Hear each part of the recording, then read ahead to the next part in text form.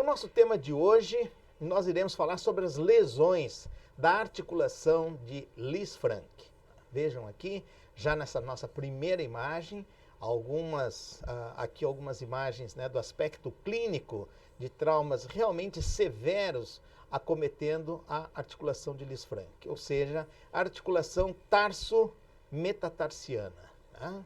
Vejam aqui já temos também umas imagens de tratamento cirúrgico, redução, fixação com parafusos, placas, fios, enfim. É a forma como nós temos aqui de tratamento que nós iremos abordar muito bem hoje, acredito, dentro da nossa aula. E aqui nós estamos falando de articulação de Lisfranc. Então é essa articulação aqui, né, que ela é formada, ela fica exatamente nesta junção, é chamada de articulação de Lisfranc, fica nessa junção, né, que antecede os 5 ossos metatarsianos, aqui ao nível do pé, com os ossos, né, do tarso. Então nós temos aqui os cuneiformes nessa porção, o medial, o intermédio e o lateral, e aqui nós temos o cuboide. E à frente deles, então, nós temos as bases, né, dos metatarsianos. Ok? Muito bem.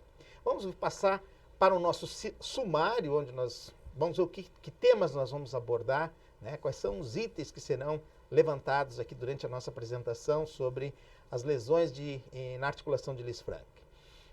Então, nós faremos umas considerações iniciais, abordaremos e faremos uma breve revisão da parte da anatomia, abordaremos a clínica, os exames, né, de imagem, mecanismo de lesão, falaremos também sobre classificação, o tratamento, seja ele conservador ou cirúrgico, o pós-operatório, os cuidados, que lesões que podem estar associadas, né, nessas lesões da articulação de Lisfranc e também, como sempre costumamos fazer, apresentar as complicações que podem vir com o tratamento.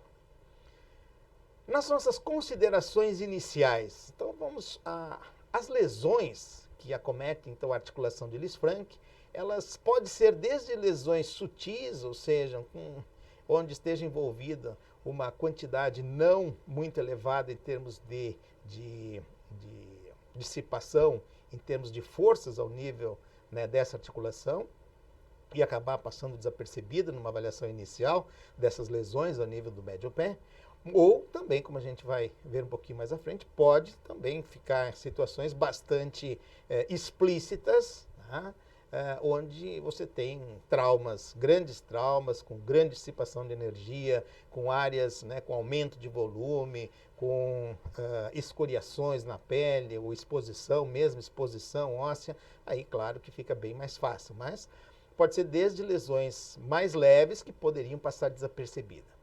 Pode ser difícil o diagnóstico e acabar sendo negligenciado naqueles pacientes politrauma, que sofre uma série de outros traumas e pode passar desapercebido. O paciente pode ter um trauma torácico, pode ter um traumatismo craniano, abdominal, fratura de ossos longos, membro superior e inferior, enfim, e de repente a gente acaba esquecendo, né, ou não dá uma atenção maior para a articulação de Lisfranc. Então a gente tem que estar atento também a isso com pacientes que sofrem múltiplos traumas.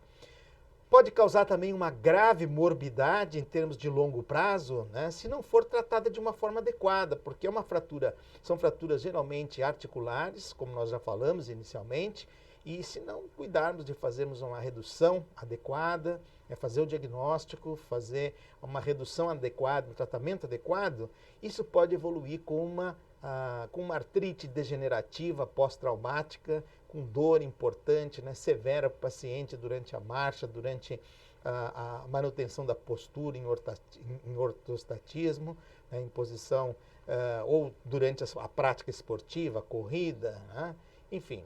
É importante que nós tenhamos cuidado para que não acabe ficando ou gerando sequelas, né, por não fazermos diagnóstico adequado, tratamento adequado. Elas envolvem tanto lesões simples, como as lesões, né, quanto as luxações, que são muito instáveis. Né? As luxações dessa articulação de Lisfranc, elas atingem cerca de 7,9, ou seja, praticamente 8%, né, de todas as fraturas, aí ao nível do pé. Cavaleiros, aqui uma questão, né, histórica, né? Os cavaleiros eram os que apresentavam mais fraturas de Lisfranc, né, no passado, né, quando a gente faz um levantamento histórico disso. Né? Mas a mudança no tipo de bota, né, que esses indivíduos calçavam é que acabou minimizando esse tipo de lesão, que era mais frequente ainda, né, com os primeiros tipos de calçados, né, durante a montaria para esses indivíduos. Lesões traumáticas também podem acontecer de alta energia, como em acidente automobilístico, né, são a maior parte dessas lesões, como nós já comentamos no início da nossa apresentação, mas também existem relatos de ocorrência em atletas de windsurf, né, e trenó de alta velocidade. Aqui vocês observam que no windsurf você tem o local para fazer a fixação do pé na prancha, né, e muitas vezes com o vento muito forte e com posições extremas e você pode ter manobras muito radicais, você pode apresentar lesões nessas articulações na prática do windsurf. E também no caso de trenó de alta velocidade. Pode ocorrer também em traumas de baixa energia, como numa queda, né? Também pode acontecer lesões ao nível da Lisfranc. Vamos agora fazer uma breve, alguns comentários do ponto de vista anatômico, né, dessa articulação, da articulação de Lisfranc. Então aqui nós vemos um pé, né, normal, revisando a parte óssea. Nós temos na parte posterior aqui o calcâneo, mais acima dele nós vemos o talos, à frente nós temos o navicular, depois de medial para lateral nós temos o cuneiforme, o medial, o intermédio e o cuneiforme lateral. E mais lateralmente nós temos aqui o cuboide, esse osso aqui mais lateral que se articula com o calcâneo. E depois, mais à frente, nós temos os 5 metatarsianos. Então, o primeiro, segundo, terceiro, quarto e quinto metatarsiano, depois as falanges proximais, né, as falanges distais, e aqui o segundo dedo não tem, mas o primeiro dedo não apresenta falange intermédia, mas os demais dedos apresentam falange intermédia. Pode acontecer também do quinto dedo apresentar somente, assim como no primeiro dedo, a falange proximal e a falange distal, mas o mais frequente é que o quinto dedo tenha as 3 falanges. Bom, a partir daqui nós vamos colocar aqui nesse lado o nosso pé, a parte óssea como referência, e do lado direito a gente vai fazer algumas considerações. Então, esta é a chamada articulação de Lisfranc. Tá? Então, é a articulação entre os ossos do tarso, aqui, tá? E os metatarsianos, do primeiro ao quinto metatarsiano. Então, aqui temos a articulação de Lisfranc. Veja aqui, então, nós mostrando essa articulação, e aqui nós estamos, de forma proposital, afastamos isso aqui para mostrar, né, esta área aqui, é nessa área que nós vamos estudar os traumas hoje. Aqui também tem outra articulação, na parte mais posterior aqui, nós temos a chamada articulação de Chopard, tá? Que é uma articulação que vai ficar, que ela está situada entre o talos e a sua relação com o navicular, aqui à frente, e do calcâneo com o osso cuboide, aqui na parte lateral. Vejam aqui também, agora nós separamos essas duas articulações, a articulação de Lisfranc, lá na frente, conforme vocês veem aqui, e atrás a articulação de Chopard. E o que isso vai gerar ao nível do pé, né? Nós podemos ter aqui essas 3 áreas. O chamado antepé, que fica da articulação de Lisfranc para frente, tá? Nós temos o médio pé, que vai ficar entre a Lisfranc e a articulação de Chopard. E na parte posterior nós temos o retropé, que é formado então pelo talos e pelo calcâneo. Okay? Uma coisa que chama atenção aqui também para a gente é que a parte mais anterior do pé é uma parte mais móvel, quando comparada com a parte mais posterior. Comparando, por exemplo, com o médio pé, o médio pé é bem mais rígido aqui, enquanto que o antepé ele é bem mais móvel. Aqui também uma outra forma de podemos nos referir com relação a colunas desse pé, né? Então nós podemos fazer uma divisão aqui, se nós passarmos uma linha, né, que faça essa divisão, que pegue os primeiros 3 arcos, certo? Esses primeiros 3 eixos aqui, que nós temos, formado pelo primeiro, segundo e o terceiro raios, primeiros 3 raios aqui, e depois aqui os cuneiformes, depois mais atrás pelo navicular, e mais ainda acima aqui pelo talos. Estão vendo aqui? Essa que vai formar a chamada coluna medial. Então, vocês observam aqui, mais os cuneiformes, mais o navicular. Aqui está a coluna medial. Essa coluna medial em relação à parte lateral do pé, porque nós temos daí a coluna que sobra, seria o 4º e o 5º raio. Nós temos aqui o 4º e o 5º raio se articulando com o cuboide aqui e o calcâneo, que está mais abaixo, né, que foi retirado, está mais abaixo aqui. Então, nós vemos o calcâneo. Aqui a gente vê a parte para articulação, né, subtalar, a gente consegue ter essa visão, porque nós tiramos o talo de cima aqui. Então, aqui nós temos a coluna lateral. E a coluna lateral, ela tem essa característica. A coluna lateral, ela é mais móvel. Então, essa coluna lateral, ela tem um fator. Enquanto a coluna medial, formada por aqueles 3 raios, ela é mais rígida, ela dá esse aspecto que vai ajudar a conformar e dar rigidez, né, com relação ao arco longitudinal. Nós temos uma coluna lateral que ela é mais flexível. E ela é que acaba permitindo uma adaptação, porque ela é mais móvel, né, do pé. Quando o indivíduo vai caminhar sobre uma estrutura, e essa estrutura ela é uma estrutura inclinada, o solo, quando o indivíduo pisa sobre esse solo, aí essa parte lateral, ela sendo mais flexível, ela vai ser muito importante nos ajustes, então, na parte de ajustar esse pé ao nível do solo. Okay? Então, esses elementos são importantes a gente gravar. É mais rígida essa coluna medial, é mais móvel a coluna lateral. Ok? Bom, estamos em frente. Então, agora aqui vai ficar mais fácil a gente entender, depois de termos feito essa revisão com relação, né, a antepé, mediopé, retropé, e as colunas aqui, a coluna medial mais rígida e a coluna lateral mais móvel. Vejam aqui que, além da parte óssea, obviamente, nós temos toda uma parte de um complexo ligamentar, tanto sendo visto pela parte plantar como pela parte superior, ao nível do pé. Então, as articulações elas vão formar essas estruturas, articulações tarso, né, metatarsianas, vão formar então uma estrutura responsável pelo suporte de peso, do peso corporal. Tá? E aqui nós vamos ver numerosos ligamentos, como vocês estão vendo aqui, né, e acessórios para os tendões, né, que vão atuar sobre esse pé. Então, normalmente, o antepé, ele é mais móvel. Vocês estão vendo aqui, lembra que a gente mostrou o antepé, que vai da Lisfranc para frente, ele é mais móvel. Em relação ao médio-pé, que nós vemos aqui, que esse médio-pé acaba sendo mais estável, mais rígido em relação ao antepé. Os ossos do médio-pé, eles funcionam como se fosse uma unidade aqui, como se fosse um conjunto único aqui, né? Com movimentos realmente mínimos aqui entre esses ossos de uma maneira geral, né?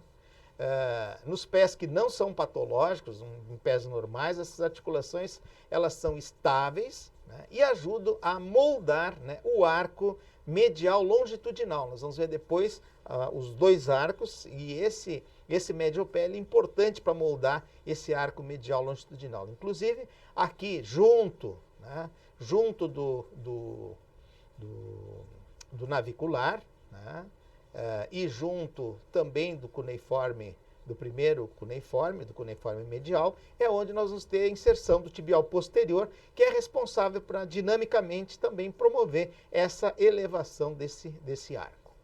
E as 3 articulações tarso-metatarsianas, que nós já falamos aqui, entre o tarso e metatarso, né, são essas articulações mediais, que vão formar então essa coluna aqui medial. Elas são bem mais estáveis, né? Ou seja, são mais rígidas, menos flexíveis do que aquela coluna lateral.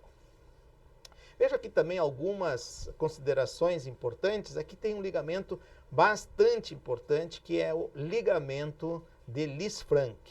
Tá? É esse ligamento que faz essa conexão entre o cuneiforme medial, que nós vemos aqui, e a base do segundo metatarsiano. Aqui nós temos o primeiro metatarsiano, tá? E aqui nós temos esse ligamento que junta o segundo com o cuneiforme medial. Tá?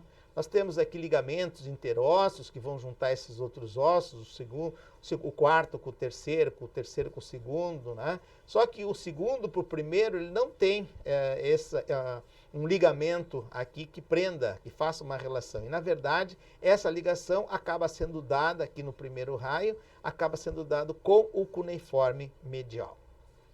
Veja que muitas vezes em lesões da articulação de Lisfranc, nós podemos ter uma ruptura desse ligamento. Veja aqui numa ressonância magnética, uma ruptura desse ligamento de Lisfranc, tá?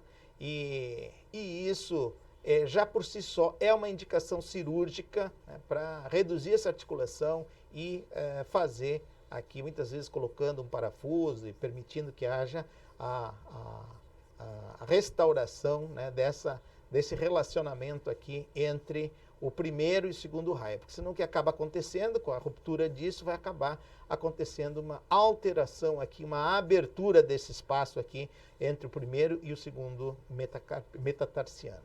Tá? Aqui são os aspectos, conforme eu comentei, dos ligamentos que fazem essa relação entre as bases dos metatarsianos, e sendo que o ligamento de Lisfranc, ele vai fazer essa conexão aqui, como eu já mostrei para vocês. Uma outra característica é que existe também a formação, né, desse arco, né, esse arco transverso do pé. Né? Então ele tem um aspecto de um arco romano. Veja que a configuração, né, do óssea, ela tem um formato de cunha, sendo que a base maior dessa cunha é na parte dorsal do pé e uma parte menor afilada dessa cunha fica na parte plantar. Né? Então, com isso, já dá uma estabilidade pela própria configuração do osso aqui na manutenção desse arco transverso. Okay? Então, aqui mais uma vista desse arco transverso. Tá? E aqui a gente observa a característica anatômica dessas articulações. Chama atenção também para essa articulação que fica entre o segundo metatarsiano. Ele acaba avançando. Veja que aqui ele vem numa linha e aqui quebra essa linha, né? Porque ele sai desse arco aqui e ele acaba ficando mais, ele avança um pouco mais em direção aqui ao médio pé, e com isso ele cria uma estabilidade maior lateral nesse conjunto nessa relação, né, na articulação de Lisfranc. Então vejam aqui, a mesma coisa a gente consegue observar aqui. Aqui nós temos a articulação, primeira tarso-metatarsiana, primeira tarso-metatarsiana, aqui a segunda tarso-metatarsiana e aqui a terceira. Veja que a segunda ela vem nessa direção. E isso dá uma estabilidade maior lateral. Vejam agora, com relação à primeira articulação. Vou falar alguma coisa a respeito de cada uma dessas articulações. Né? Então vamos primeiro para essa primeira articulação, articulação tarso-metatarsiana. Então ela é uma articulação bastante profunda, ela mede cerca de 3 centímetros, essa articulação em termos de profundidade. E essas articulações elas acabam proporcionando diferentes graus de movimento no sentido dorso-plantar. Né? Então, são articulações que permitem diferente grau de movimento quando você procura fazer esse deslocamento dorso-plantar. A segunda e a terceira articulação tarso-metatarsiana, a segunda com aquela característica que eu comentei para vocês, ela vem um pouquinho mais para cá, então vejam aqui vem como um arco, aqui ela entra, aqui tem a segunda, sai de novo e mais à frente aqui vai ter a primeira tarso-metatarsiana. Então veja aqui, entre a segunda e a terceira, tá, são essencialmente imobilizadas nos pés normais, ou seja, tem pouco movimento, praticamente nenhum movimento da segunda e da terceira tarso-metatarsiana. Tá? Essas articulações elas são estabilizadas tanto por aquela configuração óssea que eu expliquei para vocês aqui da segunda, tá? e também por os ligamentos que são bastante fortes, os ligamentos intermetatarsais, principalmente na parte plantar. Aí temos também aqui o cuboide, que ele é mais lateral aqui nós vemos o cuboide, que se articula. Veja que o cuboide vai se articular com o quarto e com o quinto metatarsianos. Tá? O cuboide ele se articula com esses dois. E lembra que a gente já comentou que eles vão fazer parte daquela coluna lateral aqui do pé. E essa que é a coluna mais móvel. Então vocês observam, os primeiros 3 raios eles têm menor mobilidade, são mais rígidos. Enquanto que essa parte aqui da articulação de Lisfranc aqui, que envolve o quarto e o quinto, eles acabam sendo muito mais móveis, conforme a gente tem colocado aqui. Então, e a quarta, então, e quinta articulação tarso-metatarsiana, elas apresentam esse imenso movimento de deslizamento que vão permitir aqueles ajustes que eu comentei para vocês quando o terreno é inclinado, e essa parte lateral do pé, ela permite esse ajuste, melhora as superfícies irregulares, né? E também serve para alinhar, né, o antepé com o retropé. Tá? Então, essa amplitude maior de movimento é dada na quarta e na quinta, né? Com a base da quarta e quinto metatarso, junto com o osso cuboide. Vejam então, do ponto de vista aqui da parte óssea, nós temos os metatarsianos, nós temos os cuneiformes aqui que eu já mostrei para vocês, tá? Isso no plano frontal e transversal.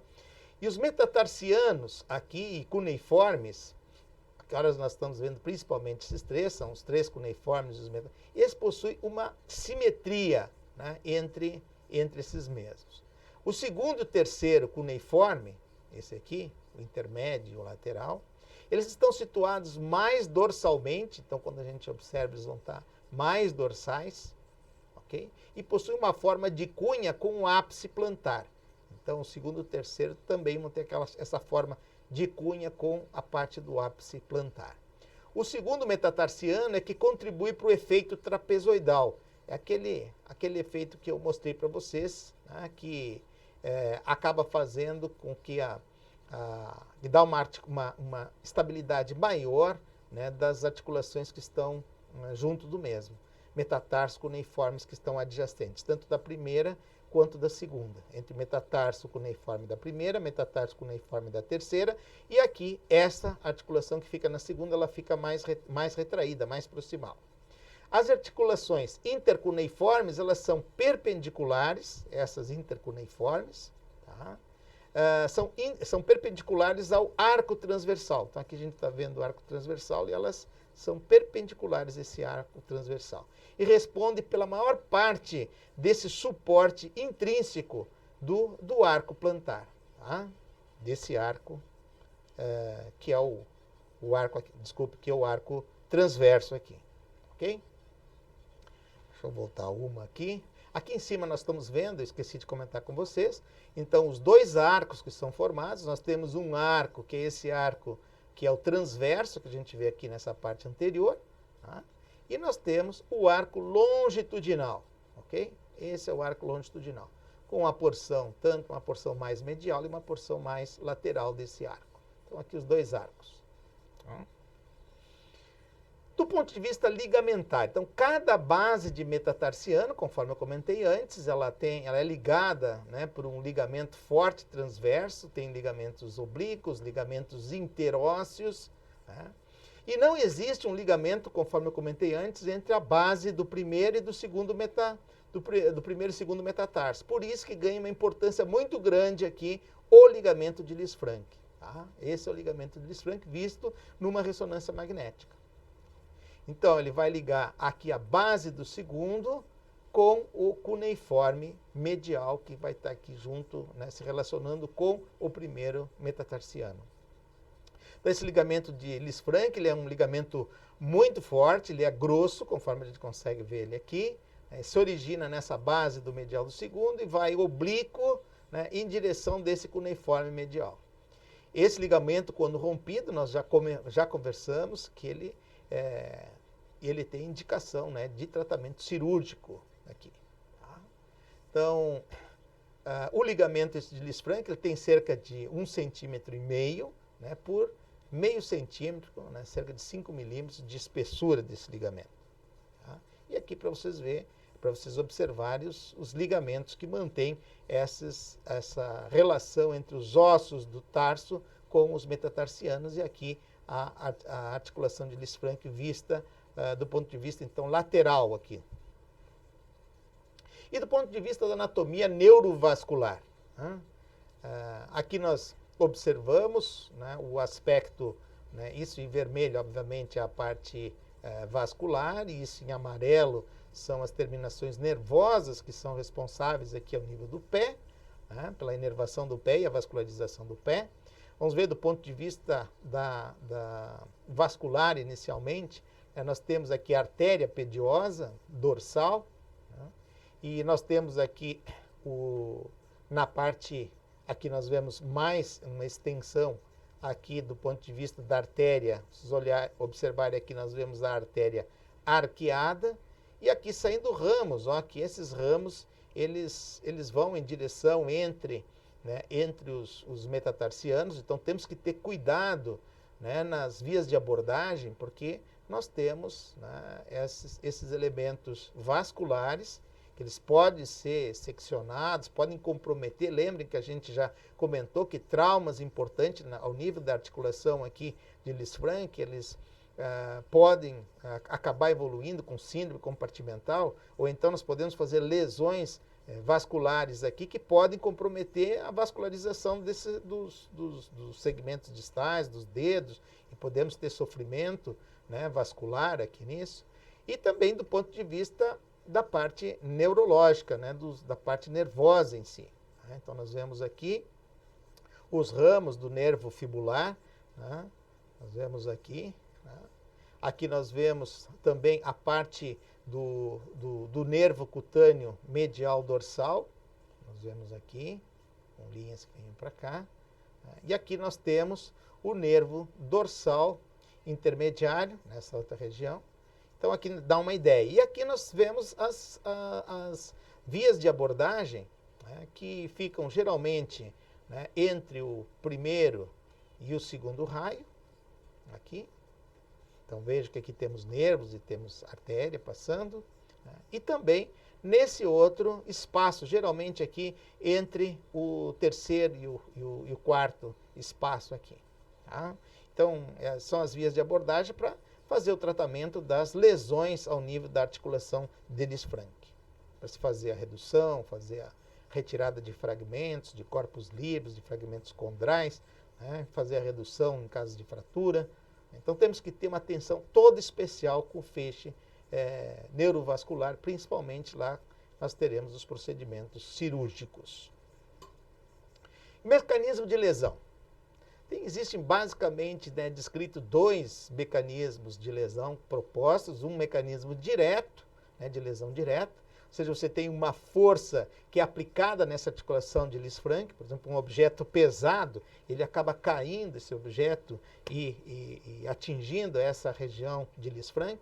E o mecanismo de lesão indireto, seriam forças aplicadas que resultariam numa flexão, né, plantar, e uma quantidade de rotação nessa articulação de Lisfranc. Tá?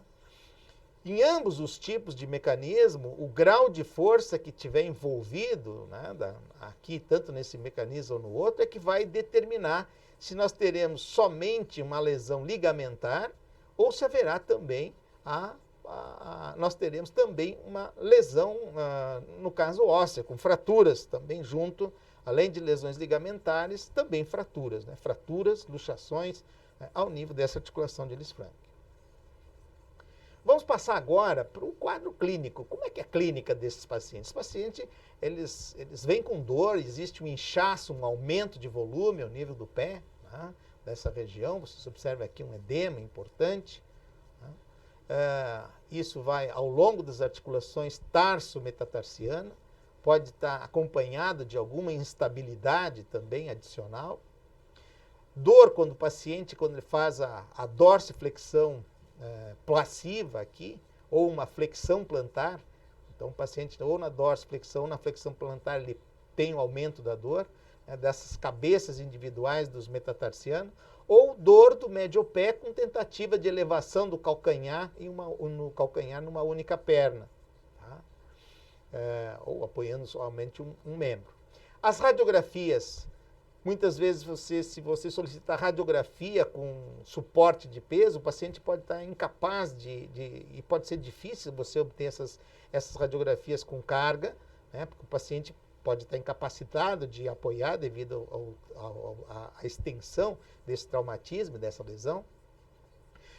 Teste de estresse, por exemplo, né? Você pode aplicar um teste de estresse na região. Se o trauma for muito grande, o paciente tiver muita dor, você não vai conseguir fazer isso assim, né, sem que esse paciente seja submetido a um procedimento anestésico, né? Então, se o paciente já está numa condição, né, de anestesia, e você pode fazer, e você tiver presença de raio-x, de radiografia na sala, intensificador de imagem, você pode fazer manobras de estresse, aí você já tem o paciente, né, sob anestesia. E pode ajudar para verificar se é instável, o tamanho de estabilidade que pode estar associado nessa articulação. Então, o teste de estresse pode ser realizado, daí você precisa estabilizar o primeiro e o segundo metatarso, e realizando a dorsiflexão e movimentação de flexão plantar. A pronação simultânea e abdução do médio pé, né, e do antepé podem acabar reproduzindo os sintomas que o paciente tem. Um teste é positivo, aquele que acaba provocando dor, né, mesmo que você faça um estresse mínimo, o paciente já relata dor. E o retropé pode ser mantido em uma posição de inversão, então você mantém o retropé em posição de inversão, porque com isso você estabiliza, né? Vai fazer um teste e você elimina o movimento ao nível da subtalar quando você provoca essa inversão. Tá? Então isso seria basicamente a parte clínica, muito voltada para a dor nesses pacientes. Tá? Vamos agora para os exames, então, exames de imagem. Vamos ver a parte de imaginologia, os exames de imagem, o que nós podemos lançar mão para investigar esses pacientes. Então, nós temos a radiografia simples. Normalmente, a radiografia acaba sendo suficiente para o diagnóstico, mas existem algumas lesões, alguns casos que podem ficar borderline, você ficar na dúvida, onde uma tomografia computadorizada pode ser esclarecedora, ou até mesmo uma ressonância magnética. Você pode lançar mão se você tiver uma suspeita de uma lesão ligamentar, também importante. Então, mas vamos ver com relação às radiografias. Geralmente, já acaba sendo suficiente para você observar a parte da lesão. Tá? Então, aqui você tem, por exemplo, uma radiografia do pé esquerdo, que tem uma lesão severa aqui de Lisfranc. Tá? Todos os 5 metatarsais, ó, veja, todos os metatarsianos aqui, eles foram deslocados lateralmente. Então, aqui nós temos o cuneiforme medial. Veja que o primeiro metatarso está totalmente fora aqui. Houve, então, um deslocamento severo da Lisfranc para a lateral. A gente sempre considera se vai ser lateral ou medial, sempre em relação, a gente tem a base é o segmento proximal, e o segmento mais distal é que vai dizer qual é a orientação, se é lateral ou é medial, enfim, se é divergente, a gente vai ver depois na classificação. Aqui uma vista lateral, né, sem apoio de peso corporal, já mostra uma luxação dorsal. Vejam aqui que tem um degrau, tem uma indentação, existe um degrau aqui. Tá? Nós temos uma luxação, né, com deslocamento dorsal, porque o segmento dorsal, o segmento distal, está deslocado, né, para dorsal. Okay? Então vejam, as radiografias agora, no caso, radiografias de estresse, para melhorar, avaliar a estabilidade da articulação tarso-metatarsal. O retropé pode estar estabilizado, o pé colocado em supinação, pronação, ou adução e abdução. Deslocamentos que a gente observar que sejam maiores do que 2 milímetros entre as bases do primeiro e segundo metatarsal, já é indicativo de uma lesão, por exemplo, uma lesão ligamentar. Incidências oblíquas também podem ser solicitadas e ajudam, né, com relação a complementar as imagens e elucidar dúvidas. Então, incidências oblíquas internas, antero-posterior, né, em AP, lateral e a 30 graus. E a tomografia computadorizada, como eu comentei com vocês, às vezes na imagem, na radiografia, você fica com dúvida se existe alguma fragmentação, alguma fratura, principalmente associada com ossos, né, do tarso. Você pode, numa tomografia, esclarecer melhor, né, a área de lesão, como a gente está vendo aqui nessa tomografia. Ainda com relação aos exames de imagem, as radiografias simples, são relações, você tem que avaliar se as relações estão mantidas, né, quando a gente fala em termos de um pé normal, né, se as relações, né, dessas articulações, elas estão normais ou se existe algum tipo de desnivelamento, alguma quebra dessas linhas, vai levar você a pensar, então, num comprometimento da articulação de Lisfranc. Então, por exemplo, no anteroposterior, a primeira metatarso falângica se alinha com o cuneiforme medial, tanto medial como lateralmente, e a borda medial e da segunda metatarso deve ser alinhada com a borda mediana do cuneiforme médio. Tá? Do ponto de vista lateral, a segunda articulação, certo? Quando a gente olha no aspecto lateral, a segunda articulação tarso-metatarsal, ela tem que se alinhar com a superfície dorsal, né? Ela tem que correr de forma ininterrupta com o osso tarsal que está mais próximo aqui dele. Tá? E a base do metatarso distalmente, tá? A base do metatarso, isso quando a gente observa do ponto de vista distal, eles têm que estar numa fase de alinhamento aqui. Tá? O deslocamento dorsal desse metatarso é anormal.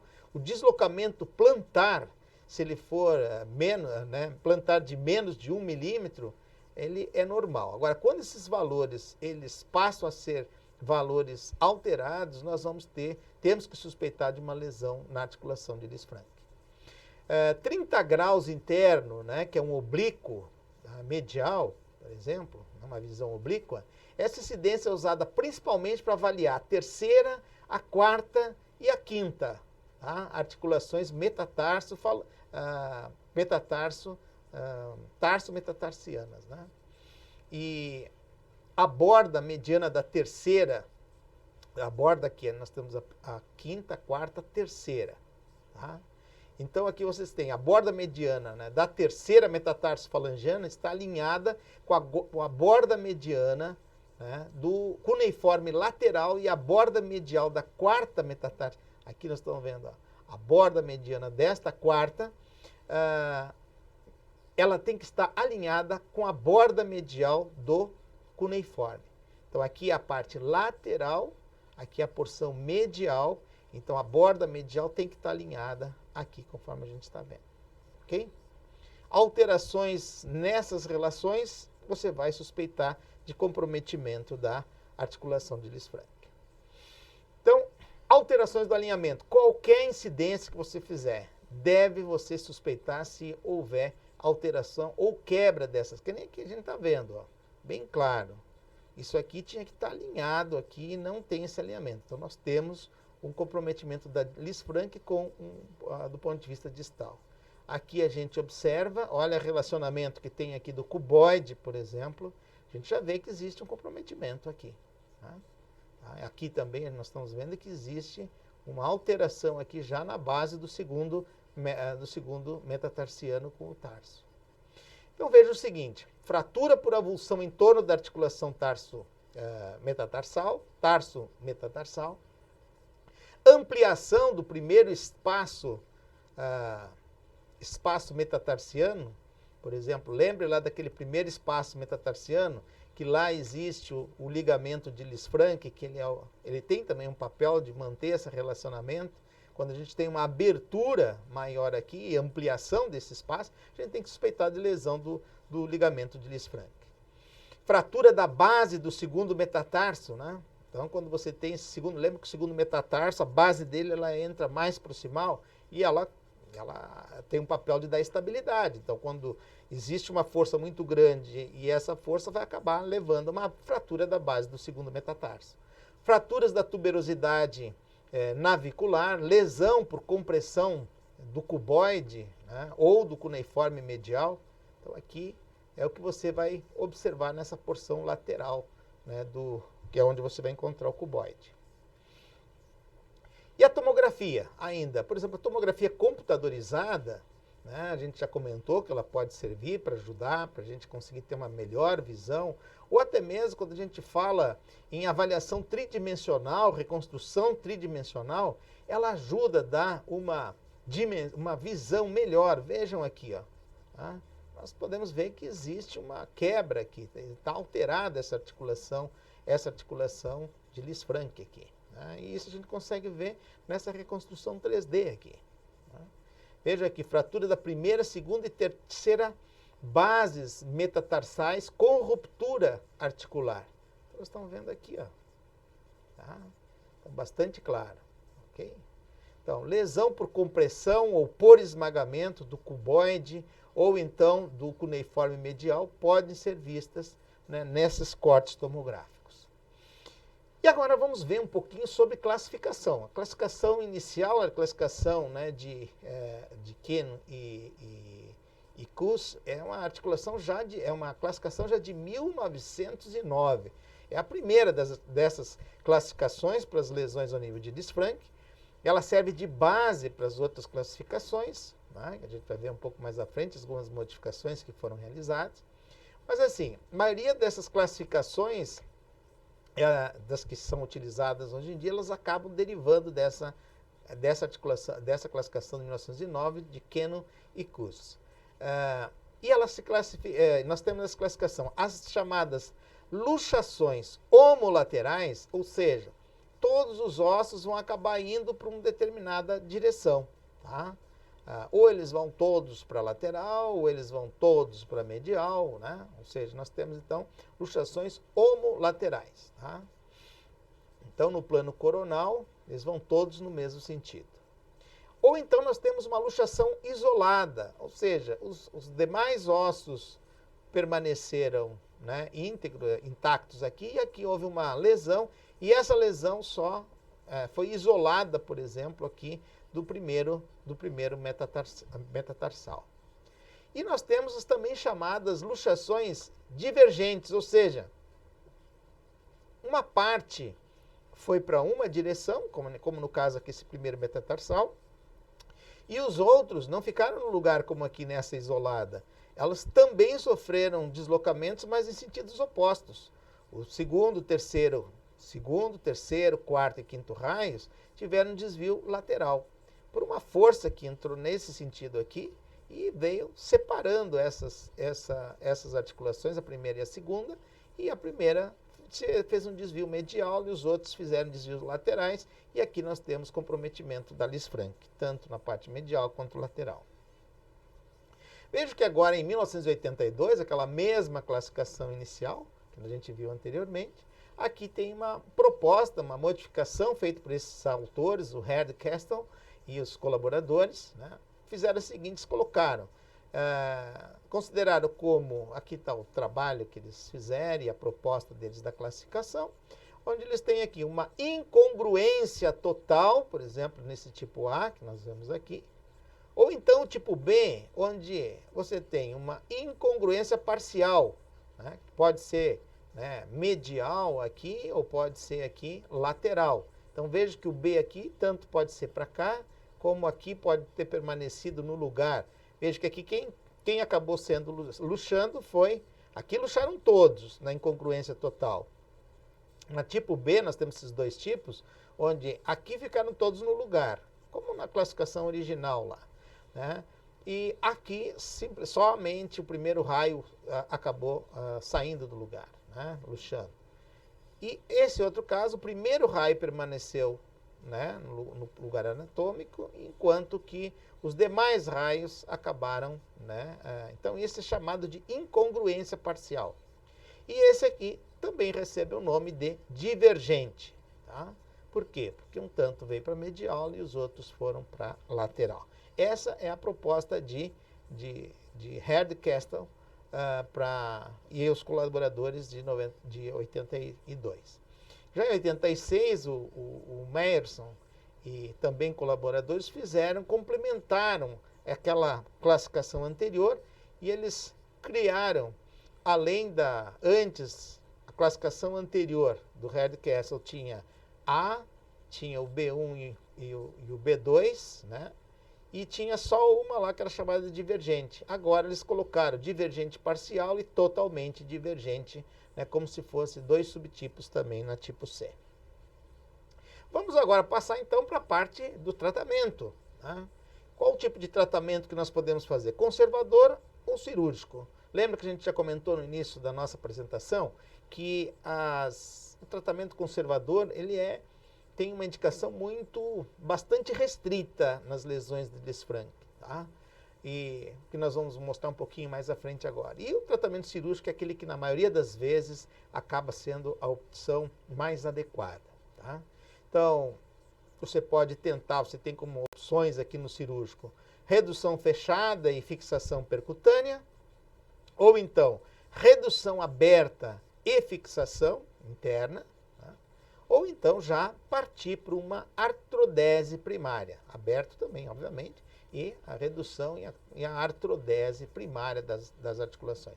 E aqui nós vemos alguns exemplos, né, de tratamento usando placas, né, conforme nessa orientação aqui. Veja aqui a utilização de forma mista com fios de Kirchner associados com parafusos, né, ou aqui com placas. Enfim, é uma série de composições que nós podemos ter para tratamento cirúrgico. Vamos começar então pelo tratamento conservador. Então, essas lesões de Lisfranc, né, que não tenham sem subluxação no raio-x, com suporte de peso ou estresse, elas podem ser tratadas de uma forma conservadora. Tá? Um protocolo, geralmente em torno de 6 semanas, que você tira a carga desses pacientes, 6 semanas sem peso, com um gesso ou com uma órtese removível, do tipo um RoboFoot, por exemplo, né? Você pode instituir isso ou usando o gesso mesmo, né? Ou gesso sintético, ou então esse RoboFoot, como a gente colocou aqui. E o retorno para os esportes, esse você vai ter que esperar um tempo bastante grande. Vai em torno de 18 semanas para pensar em termos de retorno para o esporte. Isso com o tratamento conservador. Pacientes que tenham uma baixa demanda, né? Pacientes muitas vezes mais idosos, pacientes que já não têm uma demanda muito grande, não caminham muito, não exigem muito e que tenham um alto risco cirúrgico, ou seja, corre o risco do paciente ter dificuldades ou apresentar problemas anestésicos ou, enfim, complicações que podem colocar em risco a vida desses pacientes, pode ser que você tenha que acabar optando pelo tratamento cirúrgico devido a esses riscos acabarem sendo um pouco maiores, né? Que tem uma subluxação leve, também pode ser necessário você ter que indicar o tratamento conservador, sendo que alguns podem evoluir muito bem, né, sem dor, já outros poderão acabar evoluindo com dor e necessitando, de uma forma tardia, acabar tendo que se submeter a uma reconstrução tardia. Tá? E nós temos também um tipo de tratamento temporário, né? Que não é um tratamento conservador, mas, por exemplo, quando você usa o lança-mão e tratar com o uso de fixadores externos, lembram lá que a gente já comentou, muitas vezes existem traumas com grande quantidade de dissipação de energia. Isso pode provocar lesões no envelope de partes moles. Então, a gente não pode ficar olhando, né, somente ter aquele olhar voltado para a radiografia, para o osso, para a fratura, mas aqui é fundamental nós estarmos sempre, né, conscientes da possibilidade de síndrome compartimental, muitas vezes lesões, né, com flictenas importantes, lesões muitas vezes expostas. Quando nós temos esse tipo de comprometimento, de partes moles, nós temos que obedecer, né, esperar uma melhoria dessas partes moles. Então, um fixador externo de forma temporária deve ser colocado até a melhoria dessas partes moles, para daí você depois ir para o tratamento definitivo. Então, as formas ainda de tratamento cirúrgico, vamos começar de uma forma menos agressiva, para até as formas mais, vamos por assim, menos cruentas para as mais cruentas, né? Então, assim, seria menos cruenta uma redução fechada, e você complementa essa redução fechada utilizando de escopia, de intensificador de imagens. Você complementa com fixações percutâneas, né, com fios geralmente, tipo fios de Kirchner, percutâneos que vão fazer, você fez a redução e vai manter essa redução com esses fios, passados de forma percutânea. Então, a redução fechada, ela pode acabar sendo ineficaz para a manutenção de uma redução articular adequada. Muitas vezes aquilo que pode parecer está bem reduzido na escopia, no intensificador de imagens, pode ser que lá no interior, se fosse realizada uma abertura dessa articulação, iria se enxergar que teriam fragmentos intra-articulares, né, e que você não tem como poder fazer uma avaliação, a não ser com a inspeção direta dessa articulação, uma lavagem, uma limpeza, uma retirada, um debridamento desses fragmentos lá no interior. E isso pode acabar evoluindo depois para uma artrite, né, pós-traumática. Então, a redução fechada, embora ela tenha um apelo muito grande por trazer uma menor morbidade, para associar menos morbidade no tratamento, você acaba correndo também esse risco de não ser uma forma mais adequada, por não conseguir ter uma visão mais adequada da área articular e uma redução mais precisa. Lembrem que quando nós estamos falando em fraturas articulares, quando nós estamos falando em Lisfranc, muitas vezes nós temos fraturas, né, na base desses metacarpianos, muitas vezes fraturas com traços articulares, né, ou fraturas, né, dos ossos do médio pé, seja a fratura do cuboide, né, ou fratura dos próprios cuneiformes. É necessário você fazer uma boa redução, ou a melhor redução possível. Então aqui fica limitado isso quando você faz a redução fechada e fixação percutânea. Deve ser feita uma avaliação radiográfica no transoperatório, né? Ela não permite essa certeza quanto à qualidade da redução articular, conforme eu comentei com vocês. Aqui o paciente está posicionado para a realização do procedimento.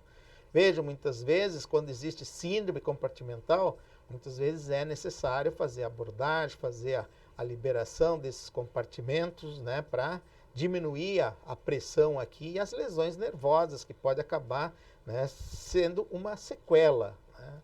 Podemos ter sequela das lesões de Lisfranc por não fazermos o diagnóstico de uma síndrome compartimental, e o paciente acaba tendo, né, as sequelas disso, com desenvolvimento depois de dedos em garra, né, um pé com sequelas neurológicas causadas pela síndrome compartimental. Tá? Então temos que estar atentos a isso, e quando necessário fazer fasciotomia, abertura dos compartimentos para diminuir essa pressão e não causar lesões maiores. Aqui, com relação às vias de acesso na parte dorsal, nós vamos falar brevemente aqui nas vias de acesso dorso lateral e também a via de acesso dorso medial. Tá? Então aqui é uma abordagem na parte dorso lateral. Aqui a área da incisão, você deve identificar os tendões aqui do extensor longo dos dedos, que é o que você pode encontrar. Vejam aqui no aspecto anatômico, nós vemos aqui a passagem desses tendões, né? E se você fizer uma incisão nessa região aqui, você tem que estar atento para, obviamente, não provocar nenhum tipo de lesão no tendão. A mesma coisa com relação aos ramos, né, nervosos, como a gente viu aqui, tá? E também do ponto de vista das estruturas vasculares, que nós podemos também encontrar. Então, essa incisão deve ser feita de forma longitudinal, de 2 a 4 centímetros, diretamente sobre esse aspecto dorso e lateral, aqui junto aqui do quarto metatarsiano. Tá? Duas estruturas principais vão cobrir esse aspecto dorsal aqui da articulação de Lisfranc. onde nós temos tendão dos extensores, longo dos dedos, e o ventre muscular do extensor curto dos dedos, o que você também pode encontrar aqui. Tá? Incisa o ventre muscular do extensor curto dos dedos na linha de incisão da pele, para você poder chegar até o momento de expor a articulação aqui, bem junto da articulação da quarta. Nesse espaço você pode tanto atuar sobre o cuboide nessa porção lateral e a articulação entre o cuboide e o quarto, ou o cuboide e o quinto metatarsal. E o acesso dorso-medial agora. Então, quando nós temos comprometimento, né, nesses primeiros raios, então nós fazemos o acesso, muitas vezes, se você tiver comprometimentos maiores, tanto da coluna medial quanto da coluna lateral, você vai precisar fazer duas incisões, por exemplo, aqui, uma incisão dorso-lateral e outra dorso-medial, se tiver comprometimento em ambos os lados. Mas esse aqui, o dorso-medial, obviamente, é para tratar dessas lesões que vão acabar cometendo nesse espaço, ou a base, ou cuneiforme medial, e a base do primeiro, ou o local ali da articulação, do ligamento de Lisfranc, que a gente sabe que entre a base do segundo, né, com o primeiro cuneiforme. Enfim, é o que você vai encontrar nessa região. Então você deve afastar os tendões, aqui no caso do extensor longo do hálux, você tem um extensor longo do hálux, vai passar junto dessa área e você tem que fazer esse afastamento. E do tibial anterior é o que você consegue acabar vendo na parte mais medial. Essa incisão também você vai fazer de 2 a 4 centímetros, né, para a área para você fazer essa exposição, lá junto desse local onde é que você está querendo abordar, que existe a área de lesão sobre a Lisfranc mais ao nível medial. E aí você vai ter acesso a esse primeiro metatarsiano e o cuneiforme medial, conforme a gente comentou. Tá? Aqui a gente tem que ter um cuidado, nós já vimos lá, quando nós falamos sobre a parte neurovascular, que nós temos aqui o nervo fibular profundo, né? E também temos aqui a parte vascular, né, que também pode ser comprometida aqui. Então, cuidar, fazer aprofundamento então, da abordagem para expor a articulação entre o primeiro metatarsiano e o cuneiforme aqui medial. Vamos ver agora com relação à redução aberta. Então, nós já vimos aqui as incisões, né? Incisão medial, incisão lateral, quando necessário. Aqui as duas incisões também mais uma vez. Tá? Então, normalmente é o tratamento de preferência, a redução aberta e a fixação, embora exista uma morbidade maior do que você fazer simplesmente transcutâneo, porque você consegue olhar efetivamente a articulação e fazer a redução, retirar se existir fragmentos de cartilagem, conforme a gente já comentou. Então, possibilita melhor visualização da redução articular, favorece a identificação, a redução, retirada de fragmentos articulares e cartilaginosos, pode ser utilizado, apesar de fios de Kirchner, você pode usar fios de Kirchner, pode usar parafusos, né, ou somente usar parafusos. Normalmente, as vias de acesso elas são utilizadas dessa forma longitudinal, uma medial para abordar o primeiro raio, né, uma dorsal entre o segundo e terceiro metatarsais, e a terceira, e até mesmo uma terceira para trabalhar com os ossos na parte mais lateral. Tá? E temos que ter atenção com os feixes vasculonervosos. Na redução aberta, tá? Você pode tratar, como nós já falamos, utilizando o fio de Kirchner. O fio de Kirchner, ele tem vantagens e desvantagens. O fio de Kirchner, ele vai provocar uma lesão menor quando você atravessa uma articulação, tá? Do que você passar um parafuso de 3,5. Agora, se você... então, ele tem a vantagem que o dano articular é menor. Como contrapartida, ele tem também a desvantagem que ele é mais flexível, ele não dá a mesma rigidez, né, na sua fixação. Então, ele gera uma menor estabilidade quando a gente utiliza o fio de Kirchner. Redução aberta, agora, esse elemento aqui é importante. Se eu vou fazer a redução aberta, eu vou fazer a utilização de parafusos, vou fazer a utilização de fio de Kirchner, ou vou fazer uma montagem mista com parafusos e fio de Kirchner? De que maneira nós vamos poder fazer isso, né, da menor maneira possível? Eu posso fazer fixação com parafusos canulados, né, ou seja, eu posso passar inicialmente, eu faço a redução, faço a fixação temporária com o fio de Kirchner, e aí por esse fio eu vou usar o parafuso canulado, vou fazer a passagem, né, para um parafuso canulado, e aí faço a substituição desse fio de Kirchner, sai e fica o parafuso canulado no local, né? Pode ser utilizado apenas parafuso para estabilizar as duas colunas, né? A coluna lateral, ela ser estabilizada com fios de Kirchner, porque os fios são mais flexíveis também. E a coluna medial ser tratada com parafusos, porque o parafuso dá mais rigidez. A coluna medial, ela é mais rígida, né? Então, você pode fazer uma fixação com parafuso, que dá mais rigidez, e ela também é mais rígida. E você pode deixar os fios de Kirchner para fazer a fixação para os dois raios mais laterais, que vão formar a coluna lateral, e que são raios mais flexíveis, ok? Assim como os fios de Kirchner também são mais flexíveis. Então, a fixação com parafuso provoca, como a gente vê, uma maior lesão condral, mas ela acaba gerando uma maior estabilidade. Parafuso, mais lesão condral, mais estabilidade. Fio de Kirchner, menos lesão condral, isso é bom, mas tem menos estabilidade, né? Mais flexível.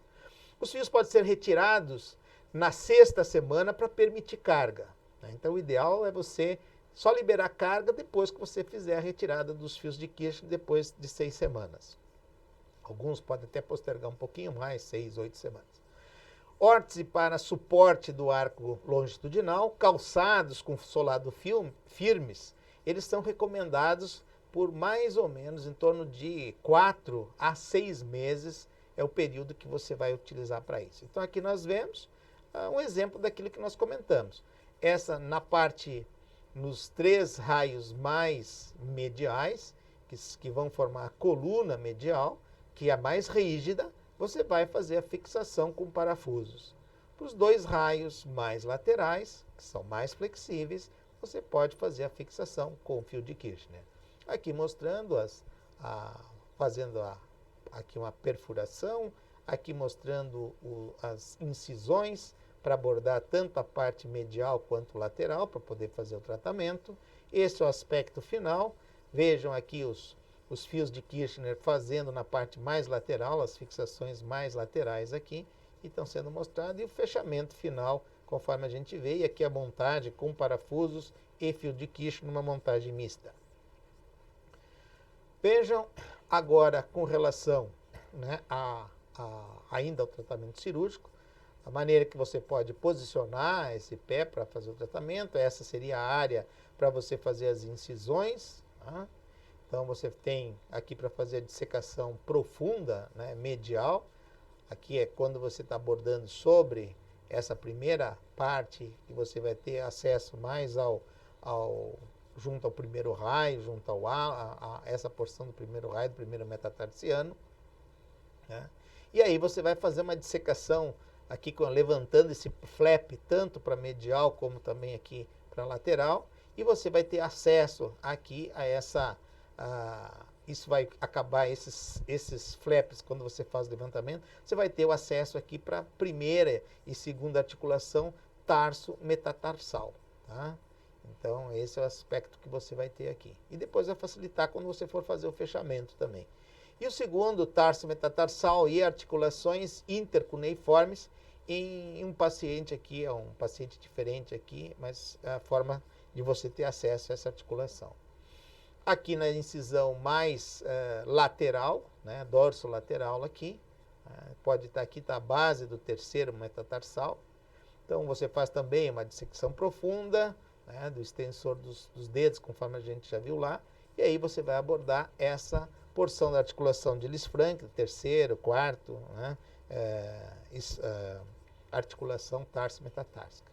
Aqui você pode utilizar inicialmente, né, faz então a redução aberta, faz a abertura, a incisão, a redução provisória, fixação provisória, né? Aqui está passando um fio né, fazendo uma fixação provisória, e depois você pode estar complementando, passando um parafuso aqui ó, de distal para proximal.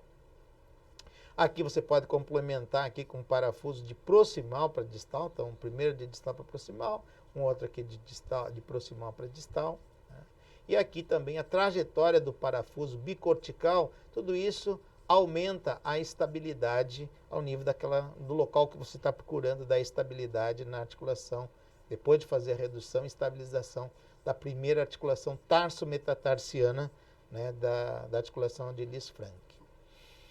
Vejam aqui, uma pinça também pode ser utilizada para manter a redução nesse espaço. Você pode usar um fio de Kirchner complementar aqui, tá? E pode fazer a fixação aqui com parafuso, conforme vocês estão observando. Colocou um fio adicional e usou um parafuso aqui. Tá? E aqui está fazendo a fixação também aqui, ó, do primeiro metatarsiano com o primeiro cuneiforme. Tá? E aqui fazendo uma fixação do primeiro cuneiforme com o cuneiforme intermédio. Aqui são mais aspectos vendo, né, do cuneiforme medial com o intermédio e a passagem dos dois fios, de distal para proximal, de proximal para distal. Então, vamos vendo aqui, você pode fazendo essa montagem, né? Veja que aqui foi optado, então, aqui o primeiro, segundo, no terceiro metatarsiano, que tem a sua relação com o cuneiforme lateral, ele também está fazendo uma passagem de um parafuso. E lembra aqui que os parafusos é importante que você procure ocultar ou deixar o mais escondido possível aqui a cabeça desses parafusos para que eles não acabem incomodando, dando dor ou ficando salientes aqui na pele, né? Vejam exemplos de montagens aqui, onde você pode, além de usar parafusos para fazer e manter, você pode utilizar também placas, né, para quando você tem associado, por exemplo, fraturas, né, dos metatarsianos, você pode reduzir essas fraturas e manter essas fraturas com placa. Né? Então, vocês estão vendo aqui, isso é durante no transoperatório, já tinha sido optado, né, a colocação de uma primeira placa, uma segunda placa, aqui ainda tem mais uma fratura de um metatarsiano e a colocação da terceira placa aqui. Né? E toda uma montagem aqui, também com relação na parte lateral, o cuboide aqui, a parte de redução com placa aqui junto do cuboide mostrado. E aqui o aspecto, né, mostrando o aspecto final do fechamento da pele. Aqui são opções e colocações de placa, tá? E esse é o aspecto aqui que vocês conseguem ter essa visão. Aqui é no cuboide. Tá? E aqui a gente vê a articulação aqui entre o navicular nessa porção, e aqui nós temos a parte medial nesse, e aqui a parte mais lateral. E não é no mesmo paciente, né? Aqui a artrodese seria uma outra opção em termos de tratamento. Muitas vezes, né, você tem que acabar optando pela artrodese, uma artrodese primária, muitas vezes, nas fraturas, quando você tem fraturas cominutivas, é uma técnica que é difícil, pode necessitar, você ter que lançar mão de enxerto, né, tem que ter enxerto ósseo à disposição. Pode fazer aumento do potencial de instabilidade dessa lesão, em virtude de preparação da superfície que você precisa artrodesar, então isso pode deixar mais instável ainda, aumentar essa estabilidade. Indicada em destruir em destruição, quando você tem um comprometimento muito grave da articulação e você vê que não tem como recuperar ou reconstruir aquela articulação de uma maneira adequada, a saída é você já partir para a artrodese. Às vezes, uma questão que fica às vezes um pouco controvertida, tem alguns autores que defendem, outros que são um pouco mais conservadores. Imagina uma situação que você possa ter uma lesão da articulação de Lisfranc, porém sem fratura, mas uma lesão importante. Então, tu tem uma lesão ligamentar, né, da coluna medial, que é uma coluna que ela é mais rígida. Então, alguns autores preconizam que você faça já artrodese, tá? Já de uma forma inicial, né? Já indicar e já fazer uma artrodese, mesmo que você não tenha fratura ali, você já partir direto para a artrodese. Outros acreditam que que seria uma forma mais agressiva de você já partir direto para uma artrodese. Então, é recomendável você evitar a artrodese, isso também é um fator importante. Lembram que entre o cuboide e o quarto e o quinto metatarsianos, eles têm maior mobilidade, são mais flexíveis. Então, a gente deve evitar sempre que possível fazer a artrodese do quarto e quinto metatarsianos. E sempre lembrar de tentar sepultar a cabeça desses parafusos o máximo possível quando a gente faz a colocação nessas artrodeses. Tá? E o pós-operatório? Estamos finalizando, não podemos esquecer do pós-operatório. Imobilização, né, suropodálica, um gesso que vai da parte, né, da perna até o pé, né, isso em torno de 12 semanas. Infixação, né, quando você faz fixação com fio de Kirchner, você tem que retardar a parte de descarga de peso, lembrar que o fio de Kirchner ele não tem uma estabilidade muito grande. Já quando você faz uma fixação com parafuso, aí você pode pensar numa descarga de peso já após a 8ª semana. Aqui nós vemos exemplo, né, de imobilização, né, com gesso, aqui com gesso sintético, né, e aqui no RoboFoot. E lesões associadas. O que pode acontecer quando nós temos fratura de Lisfranc? Nós podemos ter, conforme nós já chamamos a atenção, e eu coloquei aqui, sublinhei com amarelo, não esqueçam que pode existir síndrome compartimental. Pode existir fratura na base do segundo metatarsiano. Tá? Fraturas dos demais metatarsianos também pode acontecer. Né? Lembrar aqui, ó, vejam vários metatarsianos fraturados. Fratura do cuboide. Tá? Fratura do navicular, ou seja, fraturas de ossos do tarso também pode estar associadas além da lesão da articulação de Lisfranc. Uma coisa importante que eu não lembro se eu comentei com vocês é quando existir fratura da parte lateral, da coluna lateral, e que esse cuboide ele diminuir de tamanho, ficar encurtado, nós temos que trabalhar bastante no sentido de ganhar novamente o espaço, o alongamento dessa coluna lateral, né, para ganhar novamente o espaço desse cuboide. Tá? E aqui nós vemos alguns exemplos mostrando aqui de lesões associadas. Tá? E as complicações, para terminar o nosso último slide, lembrar que de forma precoce nós podemos ter a síndrome compartimental, nós podemos ter necrose ao nível de pele, nós podemos ter também do ponto de vista tardio artrite degenerativa, né, sintomática a médio e longo prazo. Depois, né, podemos ter uma consolidação viciosa também. Podemos ter também uma coisa que também complica bastante, os pacientes podem acabar se queixando, é aqueles casos com complicação de distrofia simpático-reflexa. Os pacientes podem evoluir com dor, aquelas alterações, uma pele, né, mais brilhosa, com alterações também de uma coloração mais avermelhada, e com dor também importante nesses casos de distrofia simpático-reflexa. Eu acredito que esses são os principais elementos que a gente podia falar sobre as lesões da articulação de Lisfranc. Muito obrigado pela atenção de todos vocês.